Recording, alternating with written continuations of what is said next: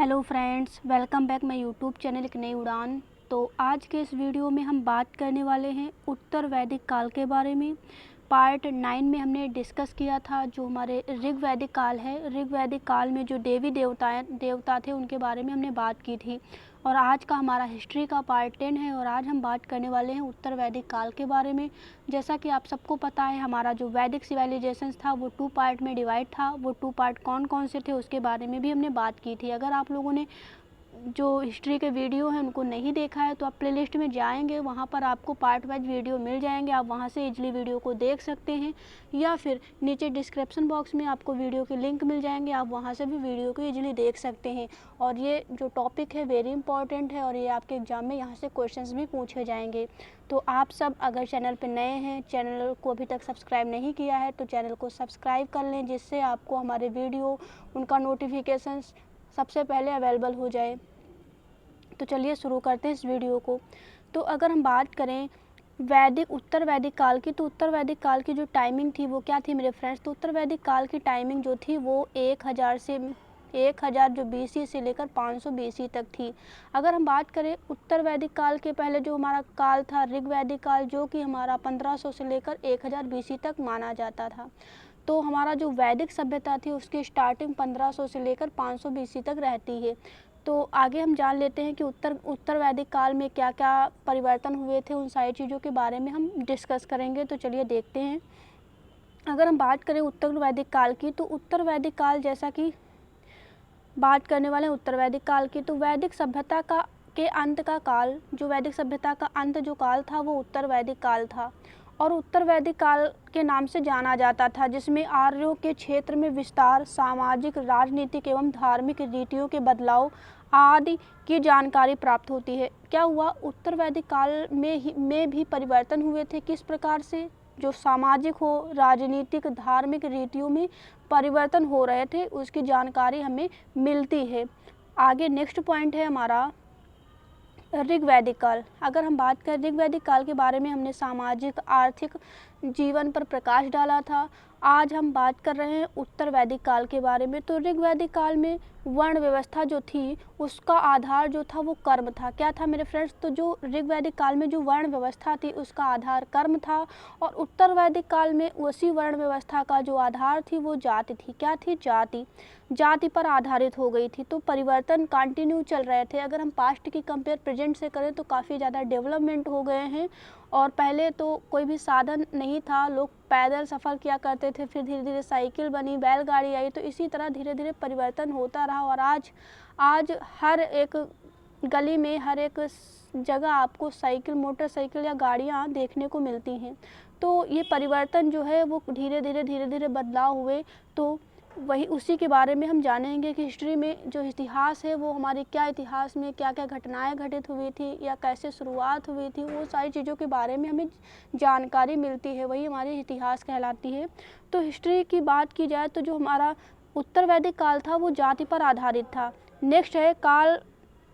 इस काल में केवल वैश्य वर्ण को कर चुकाना पड़ता था। क्या था, इस काल में जो वैश्य वर्ण केवल था उसको ही कर चुकाना पड़ता था। नेक्स्ट पॉइंट है हमारा, अगला पॉइंट है उत्तर वैदिक जो काल था, यानी उत्तर वैदिक काल या युग कह सकते हैं आप, कि सभ्यता का केंद्र जो है वो पंजाब से बढ़कर क्या था, पहले जो सभ्यता का केंद्र जो था वो पंजाब था।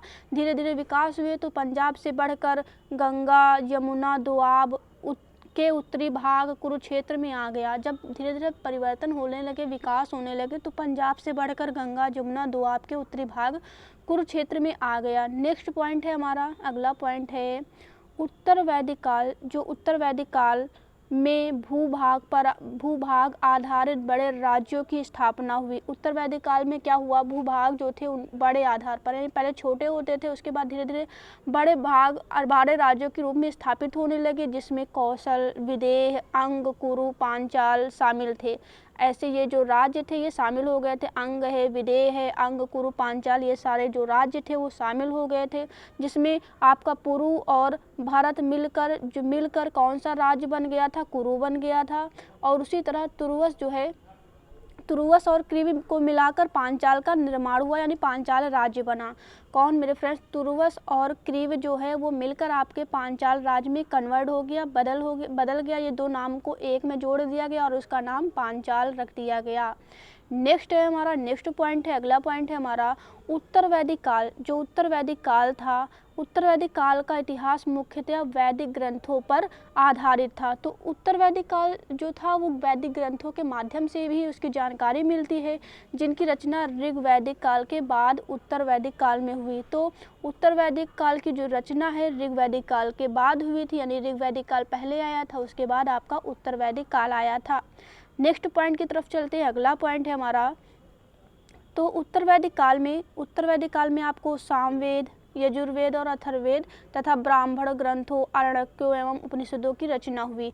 क्या हुआ? अगर आपसे क्वेश्चन एग्जाम में पूछा जाए कि बताइए ऋग्वेद का वर्णन कब हुआ था, तो ऋग्वेद की अगर हम बात करें तो ऋग्वेद आपका ऋग वैदिक काल में ऋग्वेद लिखा गया था, और जो अदर 3 वेद थे वो वेद आपके उत्तर वैदिक काल में लिखे गए थे, जिसमें आपका सामवेद, यजुर्वेद और अथर्ववेद था। अथर्ववेद आपका सबसे बाद का वेद था और सबसे प्राचीन वेद जो था वो आपका ऋग्वेद था। कौन सा था मेरे फ्रेंड्स? तो ऋग्वेद आपके सबसे बाद का वेद था, और ये अथर्ववेद जो कि अथर्वा ऋषि के द्वारा लिखा गया वेद था। तो ये सारी चीज़ें याद रखना, यही क्वेश्चन हमारे एग्जाम में बार बार रिपीट होते पूछे जाते हैं। खासकर जो ऋग्वेद है इससे रिलेटेड एग्जाम में जरूर क्वेश्चन पूछा जाता है। तो नेक्स्ट पॉइंट की तरफ चलते हैं। अगला पॉइंट है हमारा आर्य का शाब्दिक अर्थ क्या होता है। ये क्वेश्चंस भी कई बार एग्जाम में पूछा गया है कि आर्य शब्द का अर्थ क्या होता है। तो आर्य का मतलब होता है श्रेष्ठ या कुलीन, उच्च वर्ग का। आर्यों के लिए एक द्विज शब्द का प्रयोग किया गया है या प्रयोग मिलता है किसमें? उत्तर वैदिक काल में, जो कि जिसका अर्थ होता है 2 बार जन्मा, 2 बार जो जन्म ले उसको द्विज कहते हैं। नेक्स्ट पॉइंट है हमारा, अगला पॉइंट है विस्तार। अब हम बात कर लेते हैं उत्तर वैदिक काल का विस्तार के बारे में जानेंगे। तो उत्तर वैदिक काल का विस्तार कहाँ से कहाँ तक था? तो उत्तर वैदिक कालीन जो क्षेत्र था वो गंगा यमुना दोआब क्षेत्र, गांधार क्षेत्र के खनन से चित्रित मिट्टी के बर्तन प्राप्त हुए, जो भूरे रंग के थे। इन्हें धूसर मृदभांड, जिसे PGW कहा गया। क्या कहा गया? PGW या धूसर मृदभांड कहा गया था। तो ये भी आप याद रखना पॉइंट, हो सकता है आपसे यहाँ से भी क्वेश्चंस पूछा जाए। नेक्स्ट पॉइंट है हमारा, अगला पॉइंट है हमारा उत्खनन में केवल अंतरंजी खेड़ा स्थल की कृषि संबंधित लौह उपकरण प्राप्त हुए हैं, जो लोहे के प्रयोग के साक्ष्य को दर्शाते हैं। किसके? जो लोहे के जो प्रयोग थे उनके साक्ष्य को दर्शाते हैं। अगला पॉइंट है हमारा उत्तर वैदिक जो ग्रंथ हैं, उत्तर वैदिक ग्रंथों से यह पता चलता है कि आर्य लोगों ने पंजाब से लेकर गंगा यमुना दोआब के साथ साथ पूरे पश्चिमी उत्तर प्रदेश तक अपना विस्तार कर लिया था। क्या होता है? उत्तर जो वैदिक ग्रंथ थे उनसे यह जानकारी मिलती थी कि जो आर्य लोग थे वो पंजाब से लेकर गंगा यमुना दोआब के साथ साथ पूरे पश्चिमी जितना पश्चिम क्षेत्र था वहाँ पर अपना विस्तार यानी अपना फैलाव कर लिया था, विकास कर लिया था। नेक्स्ट पॉइंट है हमारा दो प्रमुख कबीले, जैसा कि भरत और पुरु के मिलने से कुरु समुदाय का उदय हुआ। कौन कौन से 2 क्षेत्र मिले? जैसे भरत और पुरु मिलने से जो है कुरु समुदाय का क्या हुआ? उदय हुआ। कुरु लोगों को दिल्ली और दोआब के ऊपरी इलाके पर कब्जा कर लिया, जिसे कुरुक्षेत्र या कुरु की भूमि कहा गया। क्या हुआ? कुरु के जो लोग थे उन्होंने दिल्ली और दोआब के ऊपरी इलाके पर कब्जा कर लिया, जिसे कुरुक्षेत्र या कुरु की भूमि कहा गया था। नेक्स्ट पॉइंट है हमारा कुरु और पांचाल समुदाय का साम्राज्य दिल्ली और दोआब के ऊपरी और मध्य भाग तक फैल गया। क्या हुआ? जो कुरु और पांचाल समुदाय के जो साम्राज्य थे वो दिल्ली और दोआब के ऊपरी मध्य भाग तक क्या हो गए थे? फैल गए थे, विस्तृत हो गया था। अगला पॉइंट है हमारा, नेक्स्ट पॉइंट। उसके बाद क्या होता है? उन्होंने अपनी राजधानी हस्तिनापुर आधुनिक जो कि मेरठ में स्थापित है बनाई। उसके बाद नेक्स्ट जो पॉइंट है हमारा, अगला पॉइंट है जो उत्तर वैदिक काल के ग्रंथों में पांचाल राज्य अपने दार्शनिक राज्यों और ब्राह्मण धर्मशास्त्रियों के लिए क्या थे? प्रसिद्ध थे। क्या थे मेरे फ्रेंड्स? तो प्रसिद्ध थे। नेक्स्ट पॉइंट है हमारा कुरु कबीले में कौरवों और पांडवों का इतिहास प्रसिद्ध। कुरु और पांडवों में जो कौरवों का इतिहास है वो प्रसिद्ध है, जिस पर महाभारत नामक महाकाव्य आधारित है। जो नेक्स्ट पॉइंट क्या था, कुरु कबीले में कौरवों और पांडवों का इतिहास जो था वो प्रसिद्ध था, जिस पर महाभारत नामक क्या हुआ, महाकाव्य जो है वो आधारित है।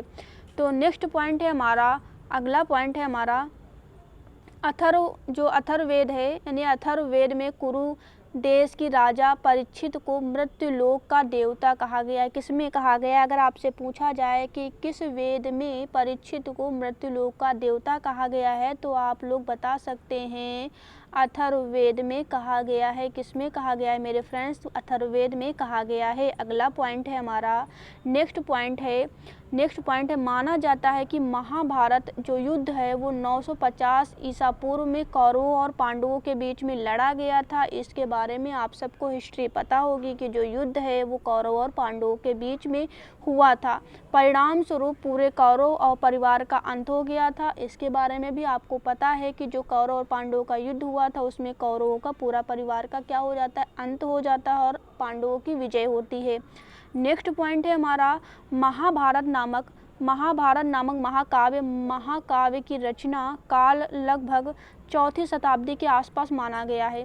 जो महाभारत नामक महाकाव्य है इसकी जो रचना है वो 4वीं शताब्दी के आसपास मानी गई है।